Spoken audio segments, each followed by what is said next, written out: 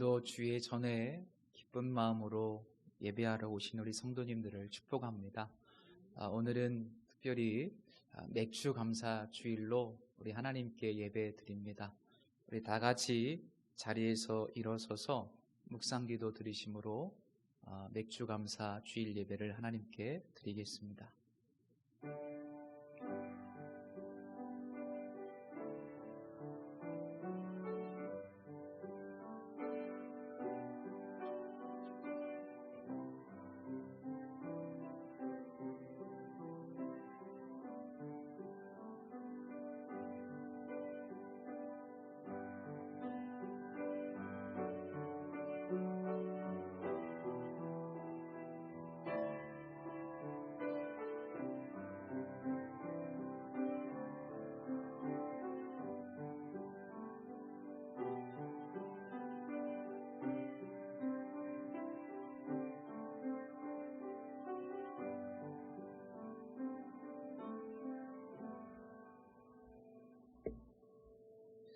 안식일을 기억하여 거룩하게 지키라. 이는 엿새 동안에 나 여호와가 하늘과 땅과 바다와 그 모든 가운데 모든 것을 만들고 일곱째 날에 쉬었음이라. 그러므로 나 여호와가 안식일을 복되게 하여 그날을 거룩하게 하였느니라. 만왕의 왕 되시는 하나님은 우주 만물의 창조주이시며 오늘 또 모든 민족과 열국을 통치하시며 이 땅의 역사를 섭리하시는 분임을 고백합니다. 독생자를 보내주셔서 우리를 죄악 가운데서 구원하시고 생명의 길로 인도하시는 그 큰 사랑을 덧입고 오늘도 저희들이 기쁜 마음으로 하나님을 경배하려고 보좌 앞으로 나왔습니다. 구원의 은총에 감격하며 전심을 다하여 예배하겠사오니 저희들이 드리는 이 예배를 기쁘게 받아 주옵소서. 모든 영광을 하나님께 돌리오며 예수님의 이름으로 기원하옵나이다. 아멘. 우리 감사한 마음으로 찬양하라 내 영혼아 우리 하나님께 올려드리겠습니다.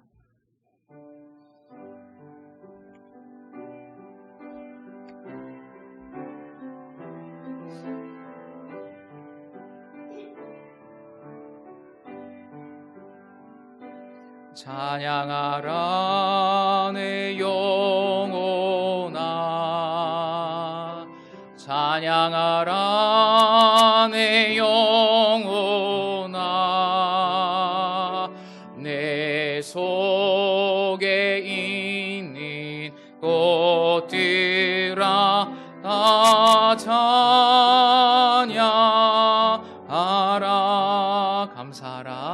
감사하라 내 영혼아 감사하라 내 영혼아 내 속에 있는 것들아 다 감사하라. 기뻐하라 내 영혼아 기뻐하라 내 영혼아 내 속에 있는 것들아 다 기뻐. 우리 감사하라 한 번 더 찬양하겠습니다. 감사하라 내 영혼아 감사하라 내 영혼아 내 속에 있는 것들아 다 감사하라. 기뻐하라 내 영혼아 기뻐하라 내 영혼아 내 속에 있는 것들아 다 기뻐하라.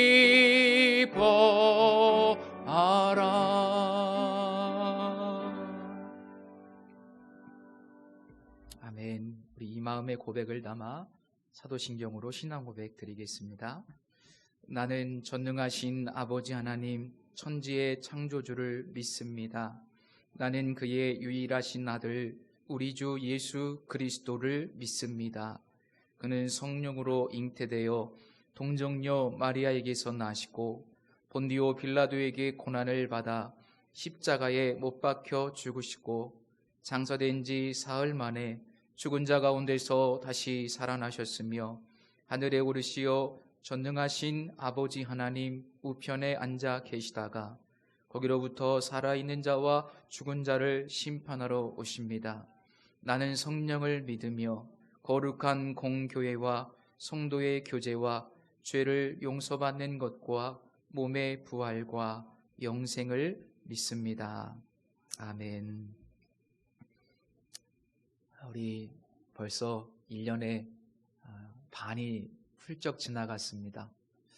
오늘 맥주 감사 주일인데 특별히 우리의 마음속에 하나님께 감사하지 못했던 부분들, 원망했고 불평했고 우울했고 그런 마음의 부분들이 있다면 하나님 앞에 잠시 회개하면서 진정한 감사로 예배할 수 있도록 참회 기도 드리겠습니다. 우리 조용한 기도로 잠시 참회 시간 갖겠습니다.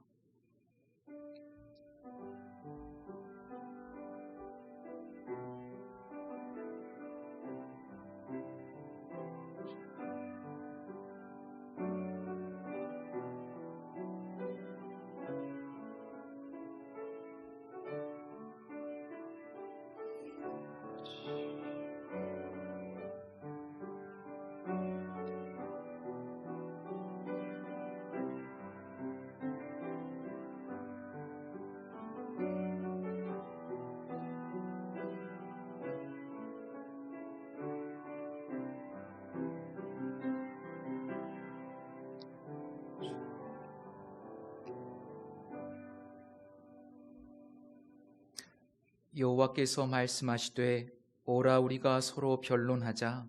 너희의 죄가 주홍 같을지라도 눈과 같이 희어질 것이요 진홍같이 붉을지라도 양털같이 희게 되리라. 아멘. 우리 함께 자리에 앉으셔서 찬송가 29장 함께 찬양 드리시겠습니다.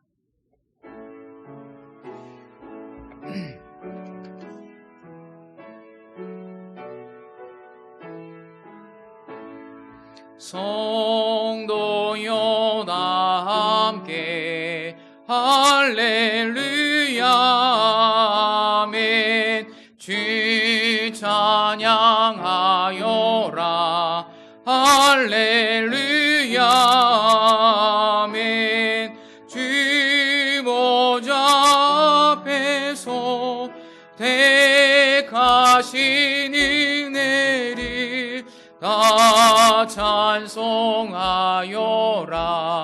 할렐루야 아멘. 만민을 열어라 할렐루야 아멘. 온 하늘 울려라 할렐루야 아멘.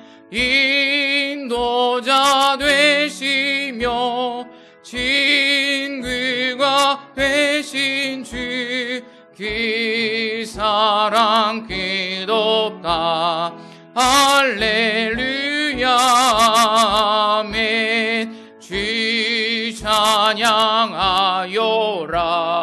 할렐루야 아멘. 찬양은 끝없다 할렐루야 아멘. 거룩한 집에서 주인총 기리며 늘 찬송 드리자 할렐루야 아멘. 성시교독 교독문 106번 감사절 두 번째 교독문 함께 교독하시겠습니다.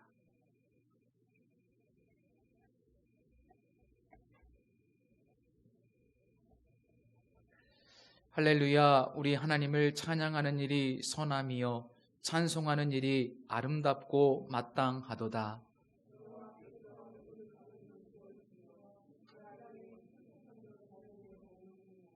상심한 자들을 고치시며 그들의 상처를 싸매시는도다.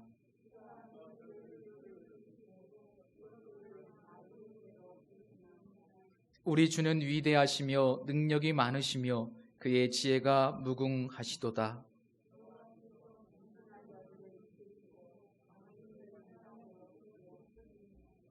감사함으로 여호와께 노래하며 수금으로 하나님께 찬양할지어다.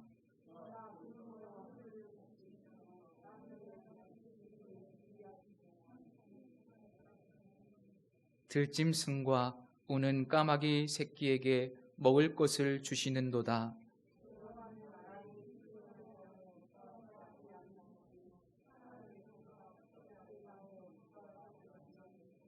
여호와는 자기를 경외하는 자들과 그의 인자하심을 바라는 자들을 기뻐하시는도다. 아멘. 찬송가 430장 찬양 드리신 후에 우리 회중을 대표해서 김영현 집사님께서 기도해 주시겠습니다.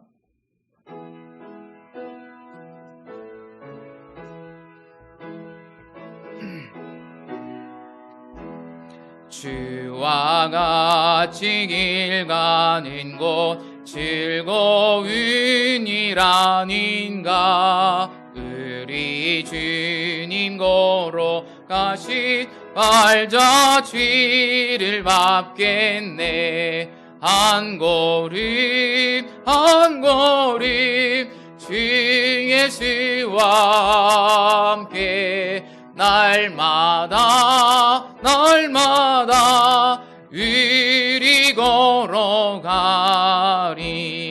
어린아이 같은 우리 미련하고 약하나 주의 손에 이끌리어 생명길. 우리 박수 치면서 찬양 드립니다. 한 걸음 한 걸음 주 예수와 함께 날마다 우리 걸어가리. 꽃이 피는 들판이나 험한 골짜기라도 주가 인도하는 대로 주와 같이 가겠네. 한 걸음 한 걸음 주 예수와 함께 날마다 우리 걸어가리.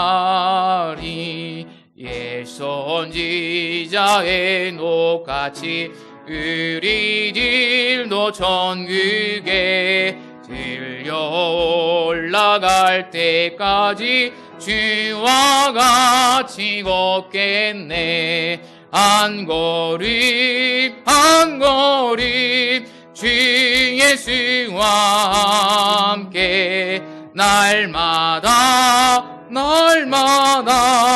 우리 걸어가리. 아멘.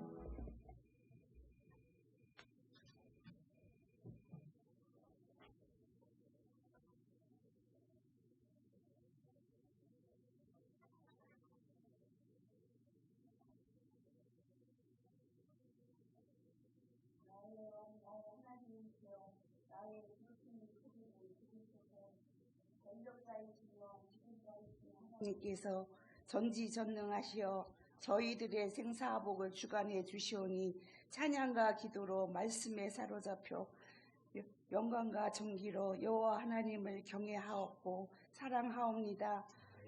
여호와 하나님 사랑하옵니다. 하나님의 백성된 자로서만 살아가야 하건만 때론 저희 자의 의식에 빠져 잘못된 신앙으로 살아갈 때가 있음을 시인하고 고백하오며 통회하는 마음으로 절규하며 회개하오니 용서하시고 장중에 팔로 붙드사 사제의 은총을 베푸시고 주님 십자가 보혈로 깨끗함을 입어 하나님의 올무에 사로잡혀 강하고 담대한 믿음으로만 살게 하소서.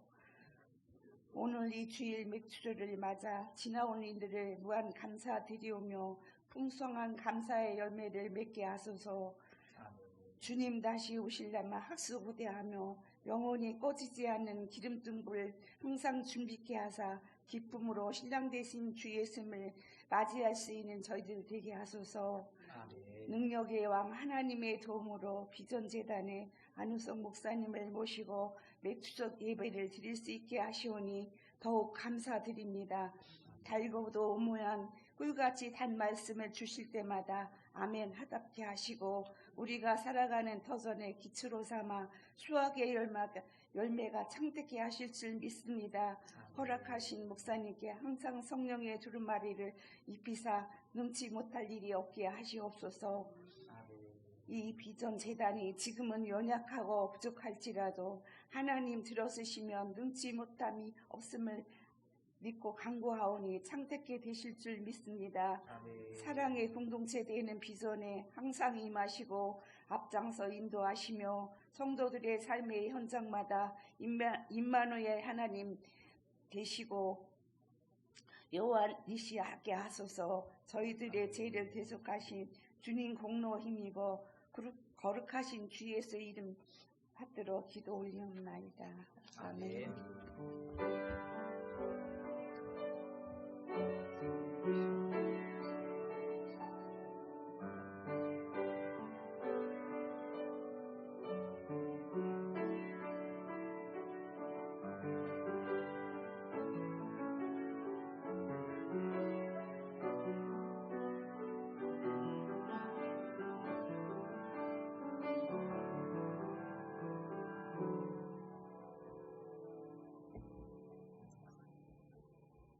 우리 함께 오늘 우리에게 주시는 하나님의 말씀 보겠습니다.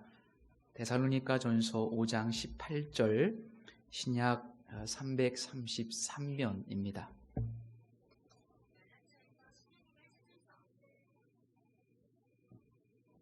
데살로니가 전서 5장 18절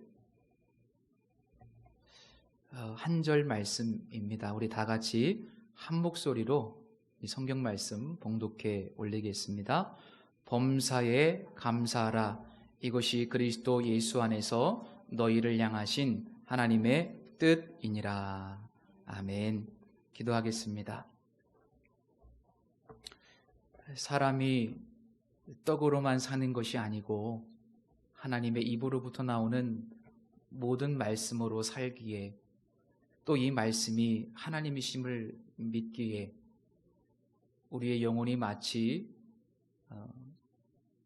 목마른 사슴이 시냇물을 찾기에 갈급함 같이 그런 마음으로 하나님의 말씀을 받을 수 있도록 역사하여 주옵소서. 하나님, 우리는 연약하고 부족하지만 말씀이 우리의 삶의 기준이 되기를 원합니다. 특별히 맥주 감사주의를 맞이하여 이 감사의 말씀을 함께 나눌 때에 형식적이고 조건적인 그런 감사가 아니라 진심으로 늘 언제나 범사에 감사할 수 있는 예수님의 사람으로 우리를 변화시켜 주시고 더 성숙하게 되는 은혜를 부어 주옵소서. 우리의 생각과 우리의 마음 속에 오직 주님의 은혜로 감사로 충만하게 하여 주실 줄 믿고 예수님의 이름으로 기도드립니다. 아멘. 사도 바울이 이제 1차, 2차, 3차 선교 여행을 했는데 2차 선교 여행 중에 데살로니가라고 하는 지역에서 아주 짧은 기간 동안 머물면서 복음을 전하게 됩니다. 이 데살로니가라고 하는 지역은 당시 그 유명한 항구 도시였고 마케도냐라고 하는 지방의 행정적인 수도 역할을 감당하는 도시였습니다. 항구 도시였기 때문에 성적으로 아주 문란했고 그와 관련된 그 그 신비 종교가 굉장히 성행을 했습니다.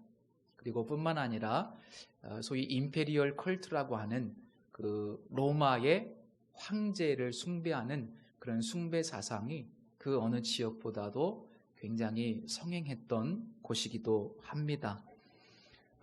사도행전 17장에 보니까요, 사도 바울이 이곳에서 복음을 전하는데 약 3주 세 일해 동안 회당에서 복음을 전합니다. 그러니까 긴 시간이 아니죠. 굉장히 짧은 시간. 어떻게 보면 3주라고 하는 시간은 정말 너무나 짧은 시간인데 사도 바울과 그 일행들이 3주 동안만 복음을 전하게 돼요. 그리고 이곳에서 쫓겨나게 됩니다. 그런데도 참 놀랍게 복음은 능력이 있습니다. 하나님께서 그 복음의 씨앗을 통해서 역사하셔서 몇몇 사람들이 예수님을 믿게 되고 이곳에 물론 작고 연약한 공동체지만 교회 공동체가 생겨나게 됩니다. 정말 놀라운 하나님의 역사죠. 이곳에서 쫓겨난 사도 바울은 너무너무 궁금했습니다. 몇몇 사람들이 복음을 듣게 됐고 모임이 시작되긴 했지만 너무나 연약한 공동체이기 때문에 이 데살로니가 교회가 온전하게 유지될 수 있을까? 교회가 어떻게 될까? 성도들은 어떻게 될까? 이런 염려, 근심이 마음에 있었습니다. 그래서 바울이 디모데를 이 데살로니가 교회에 파송하게 되고 잠시 후에 이 디모데가 그곳의 상황을 보고 난 다음에 와서 이런저런 보고를 하게 되는데 그 보고를 듣고 사도 바울이 너무나 기쁘고 감격하고 감사하게 됩니다. 그 사도 바울의 반응이 3장 6절 이하의 말씀에 기록되어 있는데 제가 한번 읽어드리겠습니다. 지금은 디모데가 너희에게로부터 와서 너희 믿음과 사랑의 기쁜 소식을 우리에게 전하고 또 너희가 항상 우리를 잘 생각하여 우리가 너희를 간절히 보고자 함과 같이 너희도 우리를 간절히 보고자 한다 하니 이러므로 형제들아 우리가 모든 궁핍과 환난 가운데서 너희 믿음으로 말미암아 너희에게 위로를 받았노라. 그러므로 너희가 주 안에 굳게 선즉 우리가 이제는 살리라. 사도 바울이 그 작고 연약한 데살로니가 교회의 소식을 듣고 감사와 감격으로 쓴 편지가 바로 이 데살로니가 전서입니다. 물론 사도 바울은 그들이 직면한 몇 가지 문제를 듣게 됐습니다. 이런저런 어려움도 듣게 되었습니다. 그래서 사도 바울은 감사의 마음도 표현할 겸 또 기쁨도 표현할 겸 겸사겸사 그들이 직면한 목회적인 어려움에 대해서 대답도 해줄 겸 그래서 이런저런 대답과 함께 목회적인 권면을 하게 되는데요. 그 내용 중에 하나가 바로 우리가 읽은 이 짧은 말씀 범사에 감사하라. 그리스도 예수 안에서 범사에 감사하라.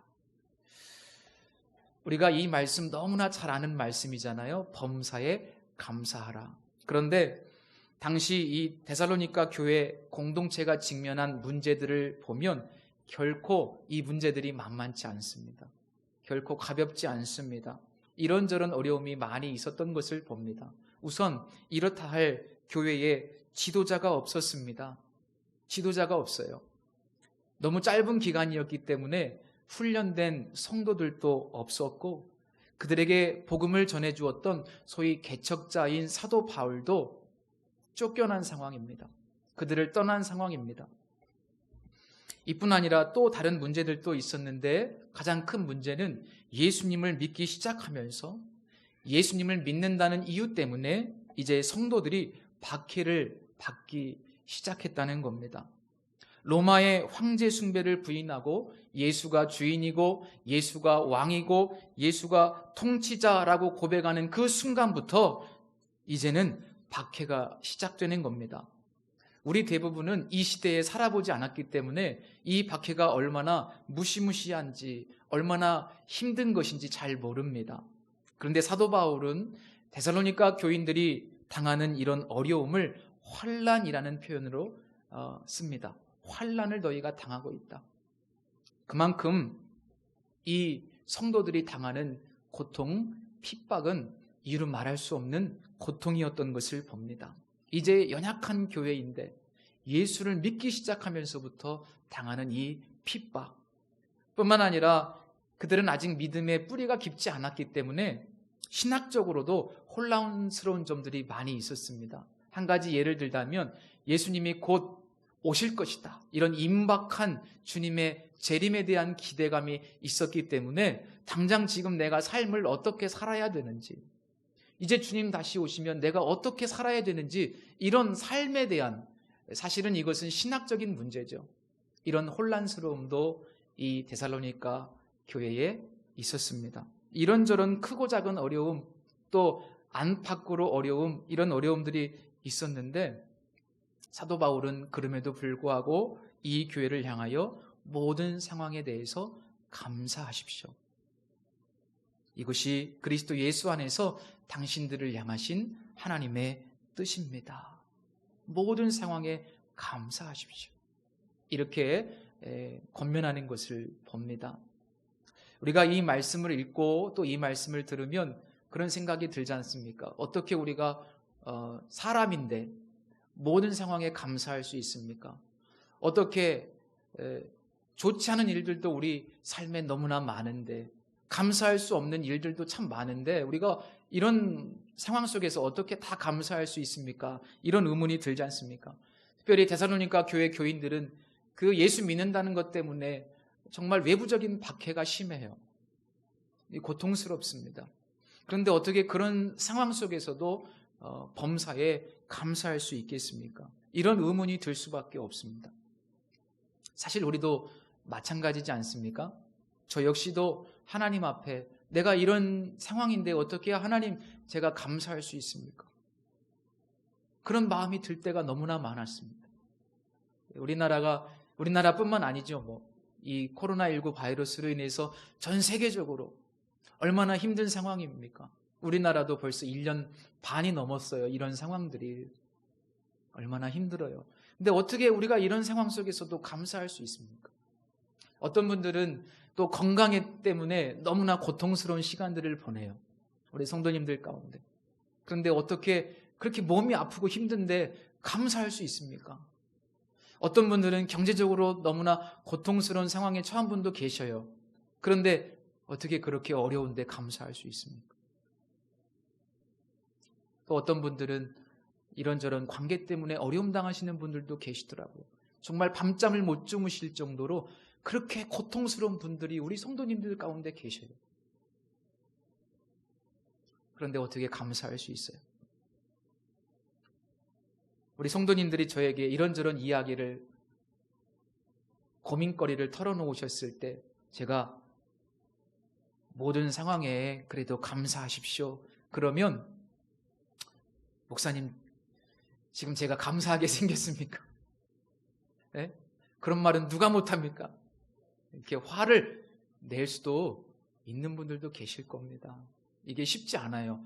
모든 상황에 대해서 감사하라. 이거 우리가 이성적으로는 알고 있지만 실제로 우리가 이 말씀에 믿음으로 반응하고 감사할 수 있는 것은 정말 너무나 어려운 일입니다. 사도 바울은 왜 감사해야 되는지, 어떻게 감사할 수 있는지 이 짧은 한 구절 말씀 안에서 단지 한 가지 이유를 우리에게 말씀해주고 있는데, 우리가 모든 상황에 감사할 이유, 모든 상황에서 감사할 수 있는 비결, 그것은 바로 그리스도 예수 안에서, 그리스도 예수 안에서. 단지 이 한마디뿐입니다. 그리스도 예수 안에서.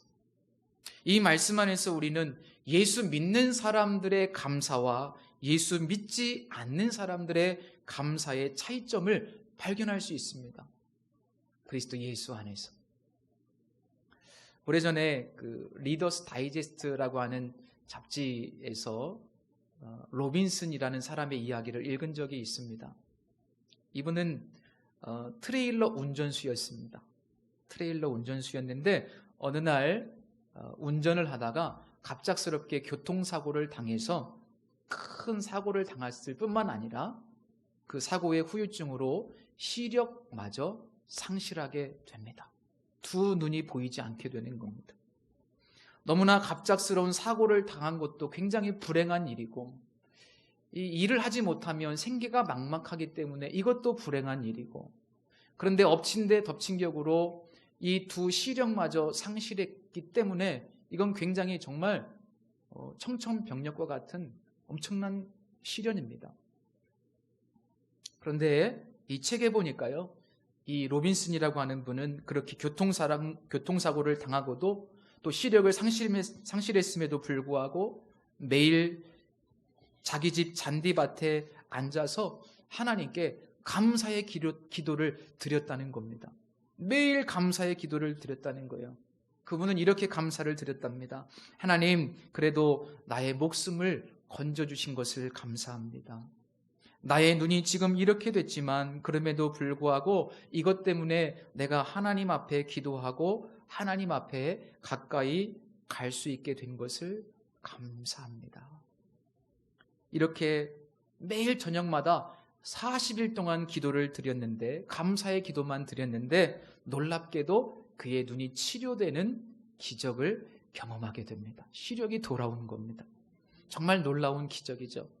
저는 이 글을 보면서 우리 성도님들 눈이 치료되었다, 이 기적의 놀라움을 느끼실 텐데, 저는 사실은 이분의 눈이 치료된 것도 정말 놀랍게 느껴졌지만 더 놀랍게 느껴진 것은 어떻게 이런 상황 속에서 이분이 감사의 기도를 드릴 수 있었을까? 저는 그게 더 놀라워요. 보통 사람 같으면 교통사고 난 것도 원망스럽고 당장의 생계가 막막한 것도 원망스럽고, 더군다나 이거 시력이 보이지 않는다라고 하는 것은 정말 너무나 충격적인 일 아닙니까? 이런 상황에서 어떻게 감사할 수 있어요? 저는 당장 허리만 조금 아파도 감사가 잘 안 되더라고요. 그런데 두 눈이 안 보이는데 어떻게 감사의 기도를 드릴 수 있었을까? 저는 이 상황에서 감사하다는 것이 더 놀라운 기적이라고 느껴졌습니다. 예수 믿는 사람들과 예수 믿지 않는 사람들의 감사가 어떤 차이점이 있습니까? 바로 이런 차이점입니다. 예수 믿지 않는 사람들은 감사할 수 없는 상황에서는 감사하지 않아요. 세상 사람들은 감사할 수 있는 상황이 되면 종종 감사합니다. 감사할 거리가 있으면 감사할 수 있어요. 그나마도 감사하지 않는 경우도 많죠. 그러니까 예수 믿지 않는 사람들, 세상 사람들의 감사는 조건적이고 선택적이죠. 조건적입니다. 그리고 비교해서 감사합니다.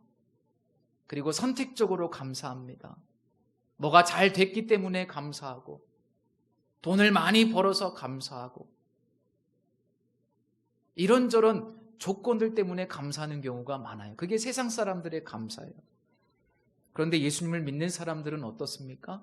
예수님을 진실로 믿는 사람들은 좀 전에 소개해드린 그 로빈슨이라는 트럭 운전수처럼 감사할 수 없는 상황, 도저히 감사할 수 없는 상황인데도 불구하고 감사하는 거예요. 이게 차이점이에요. 어떤 조건과 상황을 초월해서 감사할 수 있다는 것, 범사에 감사하는 것, 이것이 바로 예수 믿는 사람들의 감사의 특징입니다. 말 그대로 범사에 감사하는 것, 그것이 예수 믿는 사람들의 감사의 특징이랍니다. 어떻게 모든 상황에서 감사가 터져나올 수 있습니까? 그것이 정말 가능한 일입니까? 사도 바울처럼 위대한 사람이나 그렇게 감사할 수 있는 것 아닐까요? 그러나 그렇지 않습니다. 하나님은 우리에게 실천 불가능한 명령을 결코 하시는 분이 아니십니다. 우리도 충분히, 모든 평범한 그리스도인들이 충분히 범사에 감사할 수 있습니다. 저는 이 말씀을 읽을 때 행위적인 측면으로 처음에는 이해를 했었습니다. 어떤 상황에서도 감사를 선택하는 우리의 의지적인 결단을 촉구한다, 이렇게 생각을 했었습니다. 힘들어도 언제든지 감사를 선택하십시오. 이렇게 말씀하시는 줄 알았습니다. 물론 그것도 맞죠. 우리 예수 믿는 사람은 힘들어도 의지적으로 감사를 선택할 수 있어야 됩니다. 그러나 이 말씀은 그런 의지적인 결단과 의지적인 선택을 넘어서는 말씀이라는 것을 제가 깨닫게 되었습니다. 근본적으로 이 말씀은 우리의 존재론적인 것을 다루고 있는 말씀입니다. 즉, 예수님 안에 거하면, 우리가 예수님 안에 거하면 모든 상황 안에서, 그리고 그 모든 상황을 초월해서 감사할 수 있게 된다는 것이 바로 이 말씀의 핵심입니다. 사도 바울이 그 교인들의 상황을 모르거나 무시하는 것이 결코 아닙니다. 사도 바울도 핍박을 많이 받아봤기 때문에 그 핍박이 얼마나 고통스러운 건지 잘 압니다. 그들이 직면한 이런 어려움을 잘 알고 있습니다. 그러나 그런 모든 어려움에도 불구하고 사도 바울은 예수님 안에 거하면 감사할 수 있다는 것. 그 복음. 사도 바울은 지금 복음을 이야기하는 겁니다. 감사의 문제가 아니라 복음을 이야기하는 겁니다. 그래서 사도 바울은 그리스도 예수 안에서, 당신들이 그리스도 예수 안에 거하기만 하면, 이 복음의 능력 안에 있다면 당신들 범사에 감사할 수 있습니다. 이것이 사도 바울의 말씀의 진정한 의미입니다. 그래서 어떤 의미에서 감사라고 하는 것은 마치 성령의 열매와 같이 예수님 안에 온전히 거할 때 맺어지는 열매입니다. 성도 여러분, 성경 말씀에 의하면 우리는 언제나 범사에 감사할 수 있는 기적의 주인공이 됐습니다. 우리의 존재가 변화되었습니다. 우리가 예수님 안에서 새로운 피조물로 변화되었기 때문에 이전에는 조건적으로 감사하고 이전에는 선택적으로 감사했던 우리의 모습이지만 이제는 우리는 범사에 감사할 수 있는 그런 존재로 예수님 안에서 변화되었기 때문에, 우리의 존재가 변화되었기 때문에 우리는 모든 상황에서 감사할 수 있는 새로운 사람이 된 겁니다. 그 핵심이 바로 우리 안에 계신 예수 그리스도입니다. 주님이 우리 안에 오셨기 때문에 그때부터 우리는 존재가 변화되어서 모든 것에 감사할 수 있는 새로운 피조물이 된 겁니다. 실제로 사도 바울이 데살로니가 지역에 가서 복음을 전할 때 전했던 그 복음의 내용이 성경에 아주 짧게 기록되어 있습니다. 사도행전 17장 3절 말씀에 보니까 내가 너희에게 전하는 이 예수가 곧 그리스도다 라고 하는 복음만 전했어요. 예수가 그리스도라고 하는 이 복음만 전했습니다. 이것이 무슨 말씀이냐면 저 로마의 황제가 너희들의 구원자, 너희들의 주인, 너희들의 통치자가 아니라 승리하신 예수 그리스도, 사망의 권세를 이기시고 마귀의 권세를 깨뜨리시고 우리에게 완전한 승리를 주실 다시 오실 예수 그리스도, 그분이 바로 당신들의 구원자고 당신들의 주인이고 당신들의 통치자입니다. 그 승리자 예수 그리스도, 그분을 전했고 그분이 다시 오실 것을 전했습니다. 사도 바울은 처음부터 예수가 그리스도, 예수가 우리의 주인이라고 하는 복음을 전한 겁니다. 우리는 이 복음을 깊이 깨달아야만 합니다. 우리가 복음만 알면 우리의 존재는 완전히 달라집니다. 복음은 무엇이냐면 예수님께서 나의 안에 거하신다는 거예요. 예수님이 지금 당신들 안에 있다는 것이 복음이었습니다. 우리가 그분 안에 거하게 되면 내 힘으로 살아가는 것이 아니라 예수로 살게 된다라고 하는 이 복음의 축복. 나는 조건적으로 감사하고 선택적으로 감사하는 연약한 존재지만 내 안에 예수님이 들어오게 되면 이제 모든 상황에 대해서 감사하게 되는 이 복음의 놀라운 축복, 바로 그런 존재로 우리가 변화되었고 예수님이 바로 여러분 안에 계시다라고 하는 이 놀라운 복음, 바울이 전한 복음은 바로 예수가 우리의 주인이시다, 예수가 우리 안에 거하고 계신다라고 하는 이 복음을 전했습니다. 모든 상황에 대해서 감사할 수 있는 것, 이것은 기적인데 그 기적이 우리에게 일상이 됩니다. 예수님이 우리 안에 계시기 때문에 우리가 그렇게 하는 것이 아니고 주님께서 그렇게 우리를 만들어 주십니다. 그리고 실제로 우리가 모든 상황에서 감사하게 되는 것이 바로 하나님의 목표이기도 합니다. 오늘 본문에 하나님의 뜻이라는 표현이 있죠. 너희를 향하신 하나님의 뜻이니라. 여기서 뜻이라고 하는 단어의 의미가 이루고자 원하거나 결심한 것, 혹은 결정, 이런 의미를 가지고 있습니다. 그러니까 하나님은 우리가 예수 그리스도 안에서, 우리가 예수님 안에 거하면서 그 예수님이 주시는 능력으로 범사에 감사하게 되는 성도들이 되는 것이 하나님의 목표라는 겁니다. 하나님의 목표예요. 하나님은 그것을 이루고자 원하신대요. 그것이 하나님의 뜻이래요. 저는 진실로 이것이 가능하다는 것을 깨닫게 됐습니다.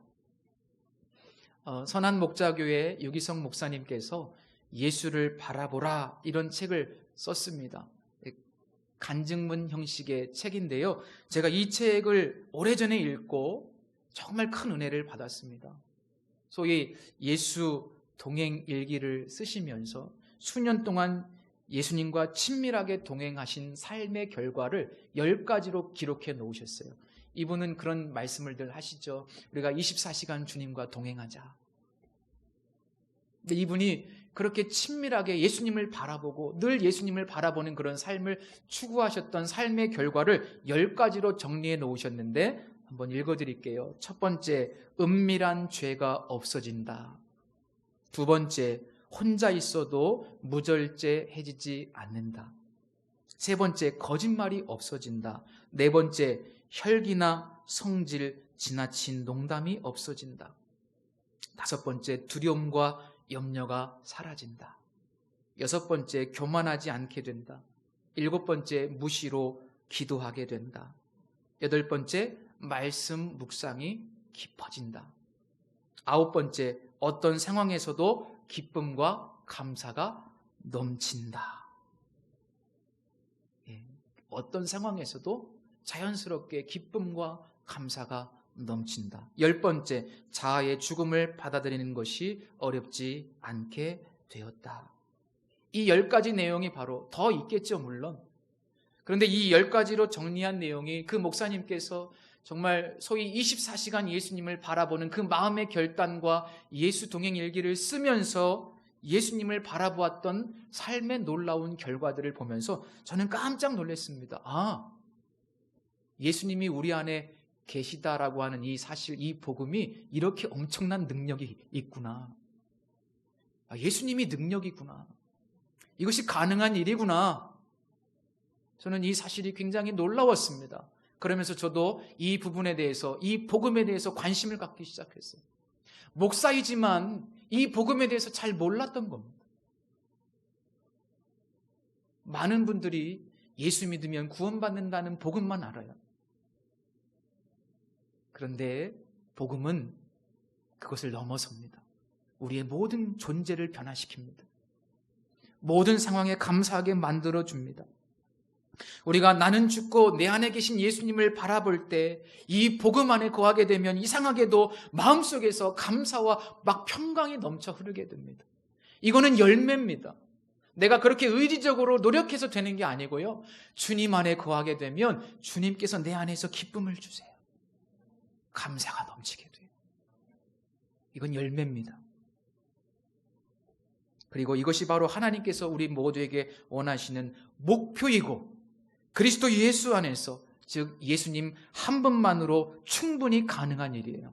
그 사도 바울은 다른 어떤 방법을, 처방전을 주지 않아요. 그저 그리스도 예수 안에 있으면 범사에 감사하게 된다. 예수가 유일한 처방전입니다. 다른 데서 감사를 찾지 마십시오. 예수 그리스도. 제가 바나바 훈련원에서 오래전에 훈련을 받을 때 이강천 목사님의 간증을 듣고 굉장히 큰 은혜를 받은 적이 있습니다. 이 목사님께서요, 하루는 그런 생각이 드셨대요. 마음속에 내가 감사의 1000번제를 한번 하나님께 드려봐야 되겠다. 그 목사님에게 그런 감동이 되셨대요. 근데 그런 건 성경에 없잖아요. 감사의 1000번제? 1000번제도 뭐 구약에 나오는 그냥 그런 건데 그게 뭐 율법적으로 우리가 해야 되는 것도 아니고, 더군다나 감사 1000번제는 제가 처음 들어봤어요. 그냥 그런 감동이 되셔서 그 목사님이 새벽 기도 갈 때마다 감사 1000번제를 드려야 되겠다. 어떤 교회는 1000번제를 드리잖아요. 근데 대부분 1000번제는 마음의 소원을 담아서 드려요. 그런데 목사님은 감사, 소원을 담은 게 아니고 감사만 적어서 그날 1000번제를 드려야 되겠다, 이렇게 생각을 하신 거예요. 그래서 사모님과 상의를 한 후에 사모님이 동의하셔서, 사모님은 집안에 계신 하나님이잖아요, 그죠? 사모님과 이렇게 상의를 하고 사모님이 동의하셔서 우리 같이 매일 새벽마다 감사 1000번제라는 것을 한번, 아무도 해본 적이 없는 걸 우리가 한번 해봅시다. 그래서 이 원장님께서 하루하루 매일 새벽에 기도에 가셔서 감사 1000번제를 드렸대요. 그렇게 3년 가까이 이제 1000일 동안 감사 1000번제를 드렸는데 놀라운 기적을 경험하게 됐다는 거예요. 그래서 전 그 기적이 뭘까 굉장히 궁금했습니다. 기적에 관심이 많잖아요, 우리는. 그래서 이분이 어떤 기적을 경험하셨을까? 근데 말씀하시기를 그 기적은 바로 목사님의 심령 가운데 감사의 영이 충만하게 흐르는 기적이 일어나게 되더래요. 저는 뭐 놀라운 변화가 뭔가 일어난 줄 알았는데 어떤 그런 게 아니고 이 목사님의 심령 가운데 감사의 영이 충만하게 흐르는 기적이 일어나더래요. 이상하게 마음속에서 그 감사 1000번제를 드리는 동안 감사가 넘쳐나는, 막 감사가 충만하고 모든 일, 어떤 일들이 힘든 일이 있는데도 불구하고 그런 것들이 그냥 스무스하게 넘어가더래요. 별로 크게 문제가 되지 않더라니까. 감사가 넘쳐나게 되니까. 그리고 실제로 감사할 일도 더 많이 생기더랍니다. 약 3년 가까이 감사 1000번제가 끝나는데 너무 즐겁고 기뻤어요. 목사님도 그렇고 사모님도 그렇고 너무 신기한 체험을 한 거예요. 이런 체험은 처음인 거예요. 야, 진짜 영성의 대가는 다르시더라고요. 끝났는데 두 분이 서운하다는 거예요. 그래서 우리 한 번 더 하자고. 그래서 두 번째 감사 1000번제를 또 하신 거예요. 제가 깜짝 놀랐습니다. 이럴 수도 있구나. 야, 정말 이 신앙이라고 하는 세계가요, 너무 놀라워요. 제가 두 번째 그 감사 1000번제를 드리면서 이 또 원장님께서 너무나 충만한 감사, 이제는 뭐 이 너무나 이 가정에 감사의 영이 임하게 되니까 가정이요 천국이 임하는 기쁨을 누리는다는 거예요. 가정이 천국 같다는 거예요. 이거는 경험해보지 않은 분들은 모르겠죠. 너무나 감사가 충만한 거야, 부부 안에. 너무나 기쁜 거예요. 진짜 두 번째 감사 1000번제를 드리면서 더 충만한 감사로. 이게 기적이죠. 범사에 감사하게 되는 것. 그리고 그렇게 두 번째 약 5년이 넘는 시간 동안 감사 1000번제를 드리셨는데 너무 기쁘고 즐거우니까요, 세 번째 감사 1000번제를 도전하셨어요. 거의 10년입니다. 진짜 대단하지 않습니까? 네. 그 영성의 비밀이 너무 대단해요. 세 번째 감사 1000번제를 도전하신다는 이야기를 듣고요, 너무나 큰 은혜를 받았습니다. 이럴 수도 있구나. 그래서 제가 창조는 잘 못해도 모방은 좀 해보자. 그래서 제가 이 간증을 너무 은혜롭게 듣고요, 집에 와서 제 아내에게 이야기했어요. 야, 이 원장님이 이런 분도 세상에 계시더라. 우리는 진짜 상상할 수 없는 수준의 영성 생활을 이렇게 하고 계신데, 여보, 우리도 1000번제는 해봤지만 소원을 담는 거 말고 우리가 순수하게 감사의 1000번제를 한번 진짜 해보자, 우리도. 그래서 저도 아내에게 이야기를 했어요. 그래서 집안에 계신 하나님이 동의해 주셔가지고 같이 감사의 일천문제라고 하는 것을 개척교회 시절에 한번 해보게 됐어요. 매일 새벽마다 교회 가면서 감사의 일천문제를 한 번씩 드리는 거예요. 이게 쉬운 일은 아닙니다. 그런데요, 그러면서 점점 영적인 변화가 와요. 실제로 상황은 힘든데, 상황이 많이 변한 건 아닌데 우리 마음속에서 감사의 마음이 생기기 시작하는 거예요. 그 감사의 일천번제, 그게 중요한 게 아니죠. 그 시스템이 중요한 게 아니에요. 그 감사의 일천번제를 드리면서 매일 주님을 생각하고 매일 감사를 찾아야 되고 또 예수님을 바라보는 눈이 열리게 되니까 실제로 조금씩 웬만한 건 다 감사하게 되더라고요. 별로 요동하지 않게 돼요.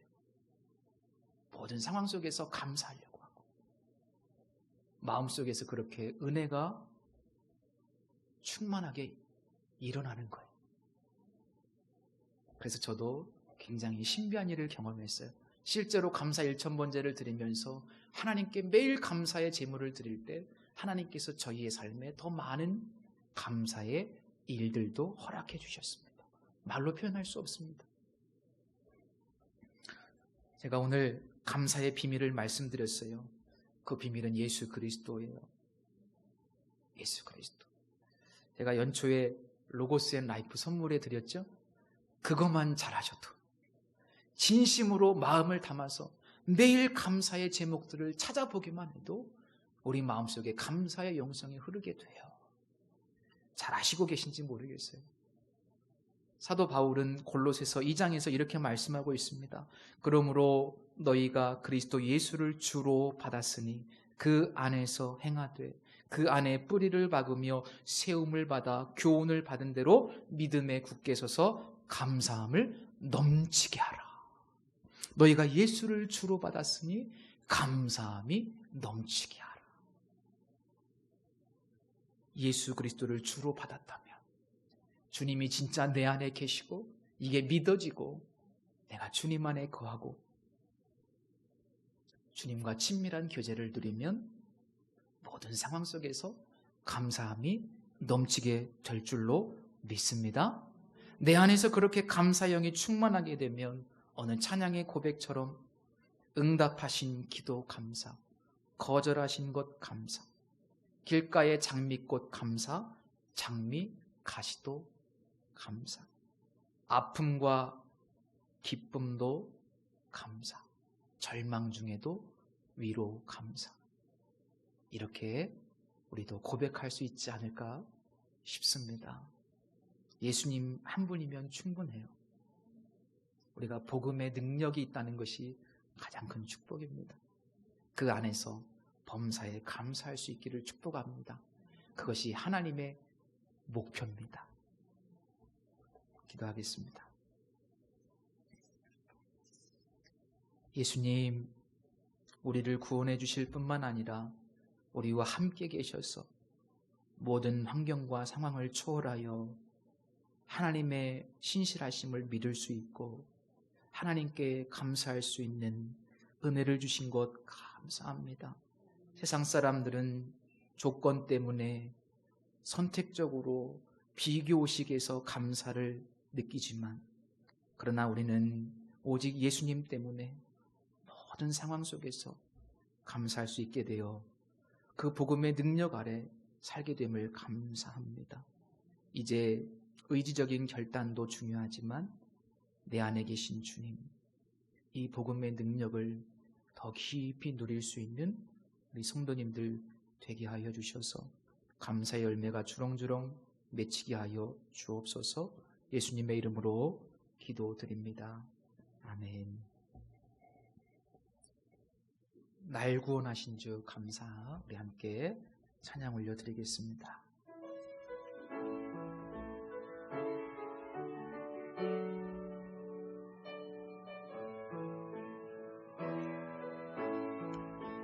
날 구원하신 주 감사.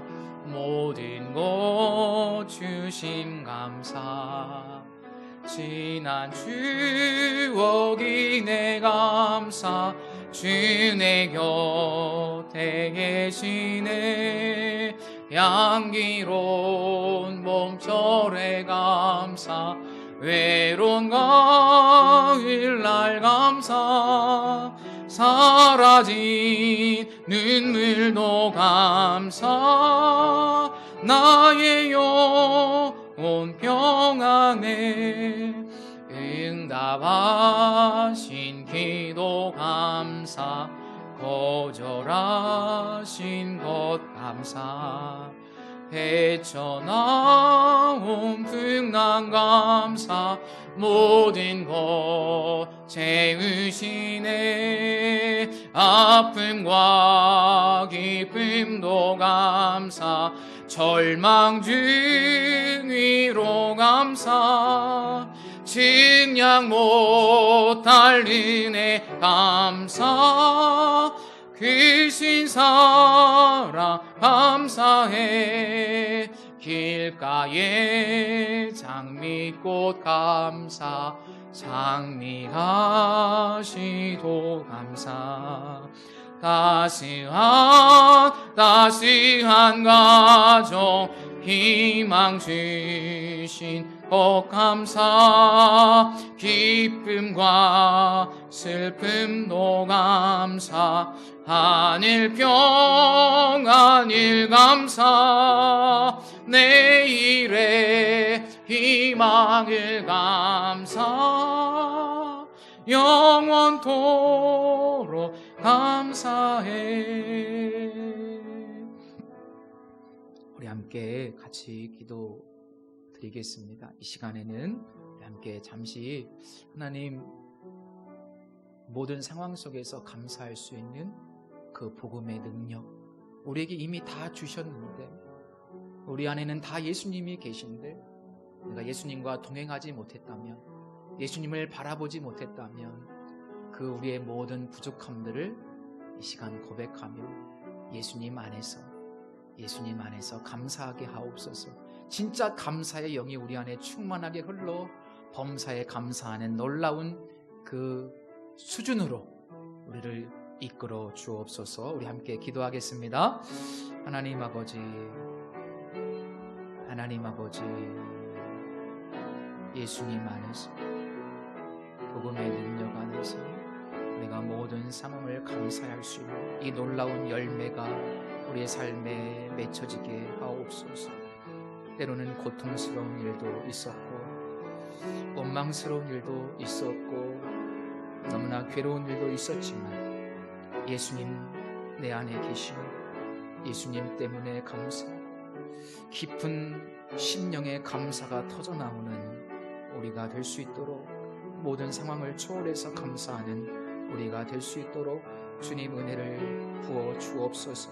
나는 죽고 내 안에 계신 주님 나의 안에 오신 주님 이 복음의 능력 이 복음 안에서 우리의 심령이 충만하게 역사해 주셔서 절기 때만이 아니라 항상 감사하는 저희들 되게 하여 주옵소서.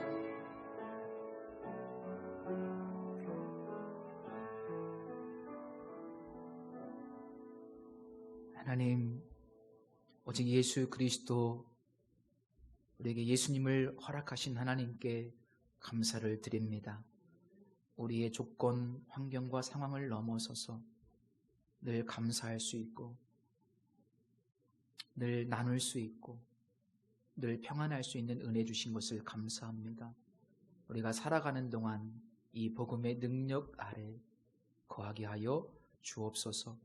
감사의 마음을 담아 이 시간 귀한 예물들을 올려드린 손길들을 기억하시고 우리의 마음이 하늘에 있기를 원하시는 아버지, 우리가 하나님 나라와 영광을 위해서만 살아갈 수 있도록 함께해 주시고 부족해도 감사, 풍족해도 감사, 또 자족하는 마음 우리에게 허락하여 주옵소서.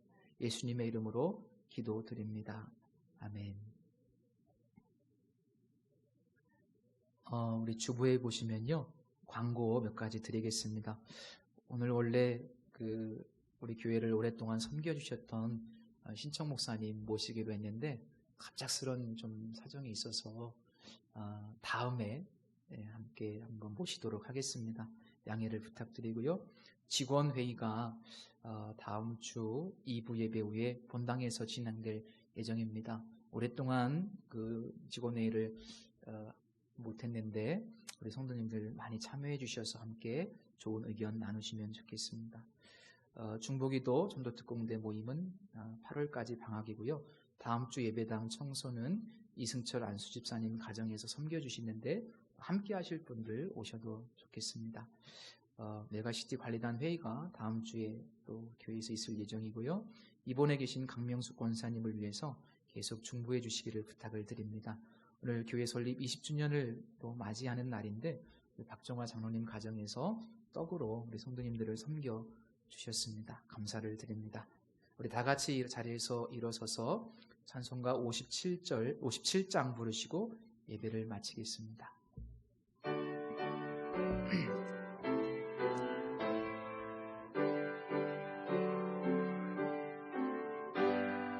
오늘 주신 말씀에 새 힘 얻어서 세상 위로 나가서 살아갈 때에 나 혼자 힘으로 늘 부족하오니 주여 나를 보으사 승리하게 하소서. 아멘.